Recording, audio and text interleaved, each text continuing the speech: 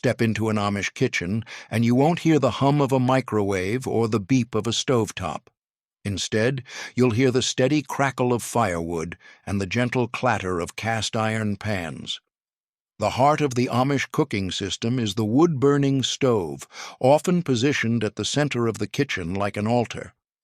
These stoves are the crown jewel of Amish indoor cooking, typically made from solid iron, weighing hundreds of pounds, and built to last for generations. They serve multiple functions at once: stove, oven, water heater, and even home heater during cold months. For the Amish, fire is not just heat, it's life. Unlike modern households that rely on the twist of a knob or the push of a button, the Amish manage their stoves with careful attention and rhythm. Firewood is chosen based on type.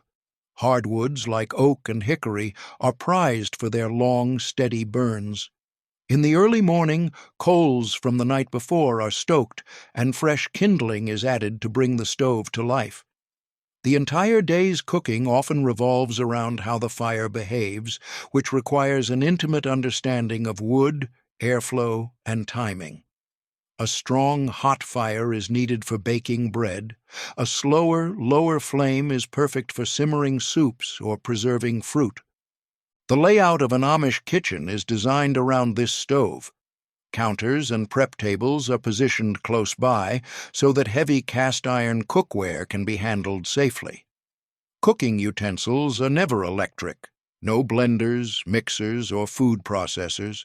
Instead, you'll find manual egg beaters, wooden spoons, potato mashers, and hand-cranked graters.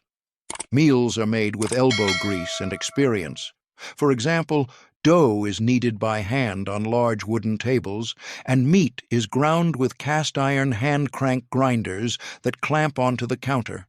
Baking without beeps, how the Amish make perfect bread and pies using fire.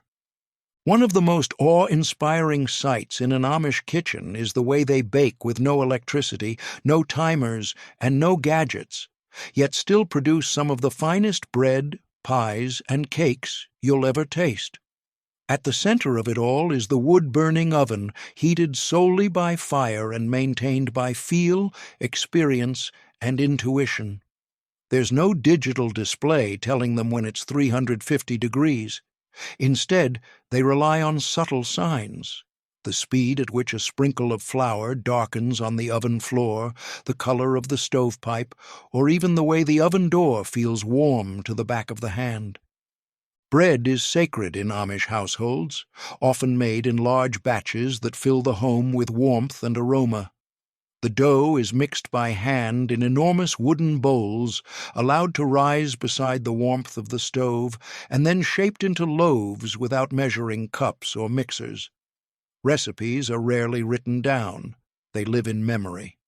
Most Amish women know exactly how much flour is needed by feel, not by scale. The same goes for kneading time. There's a rhythm to it, a relationship between hands and dough that develops over years of daily baking. Once shaped, the loaves are placed into greased pans or free-formed onto baking stones and gently placed in the preheated oven of the wood stove. Timing here is instinctual. There's no timer beep. Instead, an Amish woman may listen for the change in crackle from the firebox, or simply know by how long she's been humming her favorite hymn. For many, the smell is the signal.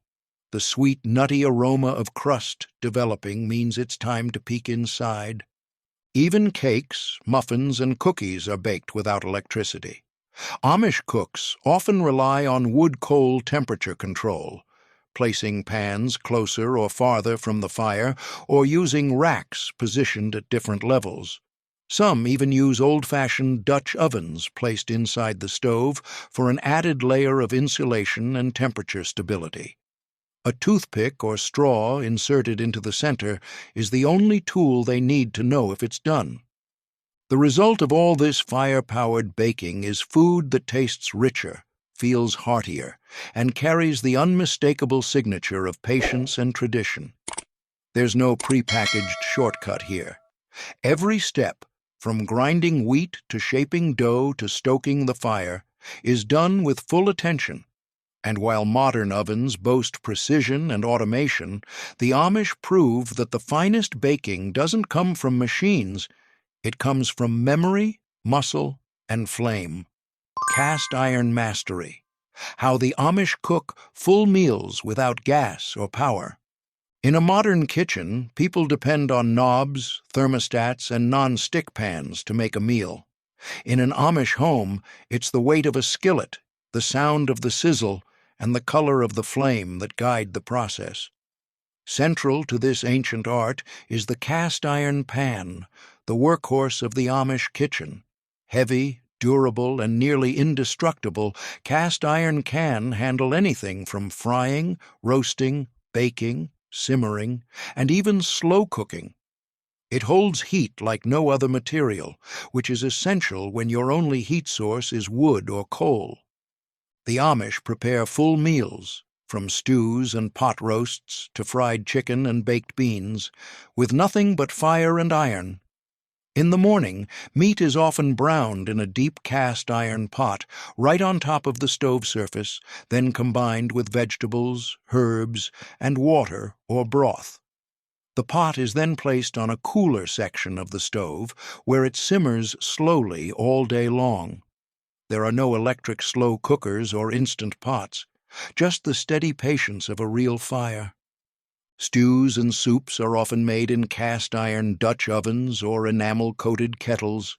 These are filled with beans, potatoes, cabbage, carrots, or whatever's in season, then left to cook low and slow on the back of the stove. Amish homes often have multiple meals cooking at once, a kettle of chowder for lunch, a pot roast for dinner, and maybe even a jar of fruit, preserves simmering for canning. All this happens at once with no electricity, just clever management of fire zones, hotter in front, gentler in back. Cleanup is just as simple. Cast iron is rinsed with hot water from the stove's water tank, scrubbed with salt or a brush, dried, and oiled for next time. No dishwashers, no synthetic sponges, just the rhythm of hands, cloth, and hot water, the way it's been done for centuries. In the Amish kitchen, every part of the meal, from preparation to cleanup, is done with intention, not automation. Boiling, heating, and preserving, the Amish way to work with hot water. In a world where most people can't imagine heating water without an electric kettle or microwave, the Amish do it daily, and in far larger quantities. The process is not only efficient, but deeply integrated into how they prepare meals, clean, and preserve food. At the center of this method is the water reservoir built into or beside the wood-burning stove.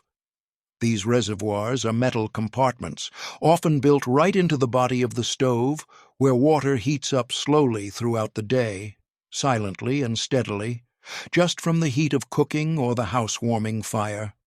There are no electric elements or temperature control switches.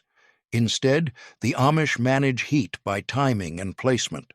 A pot of water placed directly on the stove's firebox will come to a full boil. Moved toward the back, it can be kept hot without overboiling. Canning without electricity is a cornerstone of Amish food security. Dozens, sometimes hundreds of jars are processed each season. Tomatoes, peaches, applesauce, beans, even meats. Once processed, the jars cool on wooden racks or towels near the window, their metallic pops signaling a perfect seal. Amish canning doesn't rely on digital sensors or pressure cookers. It relies on heavy cast iron pots, fire, and the unwavering attention of the cook. The water for all of this is heated using firewood, often chopped by hand and stacked neatly beside the kitchen. Even tea and coffee substitutes are brewed the old way. Dandelion roots, roasted chicory, or loose herbs from the garden are steeped in kettles placed on warm spots of the stove. No tea bags, no coffee machines, just patience and boiled water. They don't fear being without power. They've never depended on it.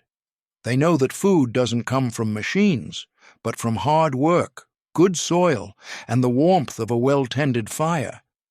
In the end, what the Amish pass on isn't just a method of cooking, it's a way of living, a life of simplicity, resourcefulness, and deep connection to the earth, the family, and the act of preparing food with your own hands. And that is how a new generation is raised, not on screens, but on fire, faith, and food.